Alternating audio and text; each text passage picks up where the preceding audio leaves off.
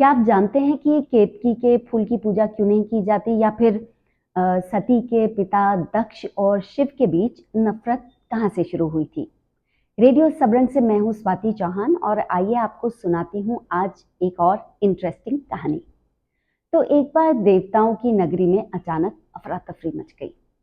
बात ही कुछ ऐसी थी। ब्रह्मा और विष्णु दो महान देवता आपस में भिड़ गए थे। गुस्से में एक दूसरे पर गरज रहे थे कि जैसे कोई महायुद्ध छिड़ जाएगा। सभी देवता भागे भागे पहुंचे, देखा दोनों देवता आमने सामने खड़े थे और बात बात पर बुरी तरह उलझ रहे थे। ब्रह्मा बोले, मैं यहाँ से गुजर रहा था लेकिन इन्होंने मुझे प्रणाम तक नहीं किया। मैंने पूरी सृष्टि बनाई, त्रिदेवों में सबसे पहले आता हूँ, क्या मुझे इतना भी सम्मान नहीं दे सकते? विष्णु जी तपाक से बोले, आप सृष्टि करते हैं पर उसे टिकाए रखने का काम मेरा है, मैं पालन करता हूँ। ब्रह्मा तुनक गए और बोले, आप पालते हैं क्योंकि मैं बनाता हूँ, अगर मैं सृजन ना करूं तो आप किसे बचाएंगे? विष्णु जी ने कहा, ऐसी सृष्टि का क्या उपयोग जो क्षण भर में नष्ट हो जाए। मधु और कैटब को याद करो, जब सृष्टि संकट में थी मैंने उन्हें मारा, तो रक्षा करता है वही महान होता है। बात बढ़ते बढ़ते शक्ति की तुलना तक पहुंच गई। ब्रह्मा जी बोले, शक्ति देखनी है, मेरे अंदर आइए और देखिए मैं क्या क्या समाये हूँ। विष्णु जी चौंके, आपके अंदर? हाँ, मेरे शरीर में प्रवेश करिए, ब्रह्मा बोले। विष्णु जी ध्यान में लीन होकर ब्रह्मा जी के शरीर में समा गए। जो उन्होंने देखा वहां वो अद्भुत था। ढेरों ब्रह्मांड, उफनते समुद्र, ऊंचे पर्वत, तरह तरह के जीव, गूंजती हुई जीवन की धड़कन, हर कोना जैसे रहस्य से भरा था। यहाँ तक कि शून्य भी खाली नहीं था, वहां भी जीवन छिपा था। विष्णु जी बाहर निकले और बोले, बिल्कुल आपने सृष्टि बनाई, लेकिन अब आप भी देखिए मेरे अंदर क्या है। अब ब्रह्मा जी विष्णु जी के शरीर में गए। जो वहां देखा वो तो सचमुच सोच से परे था। एक अनंत आकाश फैला था, लाखों आकाश गंगाएं, विशाल ग्रह, रोशनी से भरे तारे और समय के तीनों रूप, भूत, वर्तमान, भविष्य। ब्रह्मा जी की अनेक आंखें सब कुछ देख तो रही थी पर समझ नहीं पा रही थी। यह केवल एक ब्रह्मांड नहीं था, ये तो अनगिनत ब्रह्मांडों का महाजाल, एक मल्टीवर्स। घूमते घूमते ब्रह्मा जी रास्ता भूल गए, बाहर निकलने का रास्ता ही नहीं मिल रहा था। बड़ी कोशिश के बाद उन्हें कमल का डंठल मिला और वो विष्णु जी की नाभि से बाहर निकले। ये वही दृश्य था जो हमें भागवत पुराण और विष्णु पुराण में भी मिलता है, जहाँ विष्णु जी की नाभि से ब्रह्मा जी की उत्पत्ति बताई गई थी। दोनों देवताओं ने अपनी अपनी क्षमता दिखा दी थी, लेकिन बहस थमी नहीं। अब वो एक दूसरे पर अस्त्र उठाने को तैयार थे।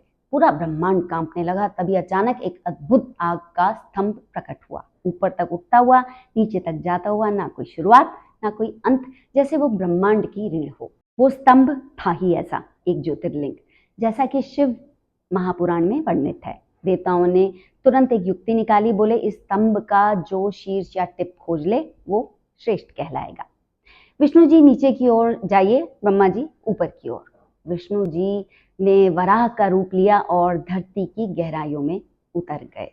ब्रह्मा जी हंस बनकर ऊपर आकाश में उड़ चले। वो खोजते रहे, लेकिन उस स्तंभ का न सिरा मिला न पैर, दोनों थकने लगे। उधर ब्रह्मा जी ऊपर जा रहे थे कि उन्हें एक केतकी का फूल गिरता दिखा। उन्होंने उसे पकड़ा और पूछा, कहाँ से आ रहे हो? फूल बोला, मैं इस स्तंभ की ऊपरी शाखा से गिरा हूँ। बस फिर क्या था, ब्रह्मा जी के मन में एक चाल आई। उन्होंने फूल से कहा, चलो मेरे साथ और सबके सामने कह देना कि मैं स्तंभ के शीर्ष तक गया था और तुम्हें वहीं से लेके आया हूँ। केतकी चौंकी, पर ये तो झूठ होगा। ब्रह्मा जी बोले, मैंने तुम्हें बनाया है, अब तुम्हारा कर्तव्य है मेरा साथ देना। फूल थोड़ा झिझका लेकिन मान गया। वापस आकर विष्णु जी ने सिर झुकाकर कहा, मैं आधार नहीं ढूंढ पाया। ब्रह्मा जी मुस्कुराए और बोले, मैं तो ऊपर तक गया था, वहां से ये फूल लेकर आया हूं प्रमाण के रूप में। केतकी ने भी हाँ में हाँ मिलाई। सभी देवता बोले, ब्रह्मा ही महान है। लेकिन तभी वो अग्नि स्तंभ दो भागों में फट गया। भीतर से शिव जी प्रकट हुए, प्रचंड रौद्र अग्नि जैसे नेत्रों वाले। शिव जी ने गरजते हुए कहा, झूठ बोलने का साहस कैसे किया ब्रह्मा? यह स्तंभ साधारण नहीं था, मेरा स्वरूप था, सदाशिव, पराशिव, अनंत, अनादि, अपरिमेय। इस ज्योतिर्लिंग का ना आदि है ना अंत। ये तो बस सिर्फ इसलिए प्रकट हुआ था ताकि आप लोग समझ सकें कि आप कितनी छोटी सी बात पर झगड़ रहे हैं। शिव जी बोले, विष्णु ने अपनी हार स्वीकार की इसलिए वे वंदनीय हैं, लेकिन तुम ब्रह्मा, तुमने झूठ बोला केवल अपनी श्रेष्ठता सिद्ध करने के लिए। जो स्वयं डर से भरा हो वो औरों से डर कैसे दूर करेगा? फिर उन्होंने त्रिशूल उठाया और बोले, ये श्राप नहीं, ये सत्य का न्याय है। अब से तुम्हारी कोई पूजा नहीं करेगा। तुम्हारा अपमान तो नहीं होगा, मगर तुम्हें कोई याद भी नहीं करेगा। शिव ने केतकी की ओर देखा और कहा, तुम केतकी, तुम मेरी प्रिय थी, लेकिन अब से कोई तुम्हें मेरी पूजा में अर्पित नहीं करेगा। शिव जी शांत होकर वहां से चल दिए, लेकिन सभा में एक चेहरा क्रोध से तमतमा रहा था। वो थे प्रजापति दक्ष। उनकी आंखों में आंसू थे, पर भीतर एक ज्वाला भड़की हुई थी। वो सोच रहे थे, पहले इन्होंने मेरे पिता यानी ब्रह्मा जी का सिर काटा, अब उन्हें पूजन से भी वंचित कर दिया।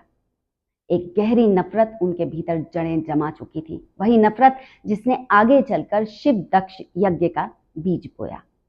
उम्मीद है आपको ये कहानी पसंद आई होगी। अगली बार फिर लेकर आएंगे इसके आगे की कहानी।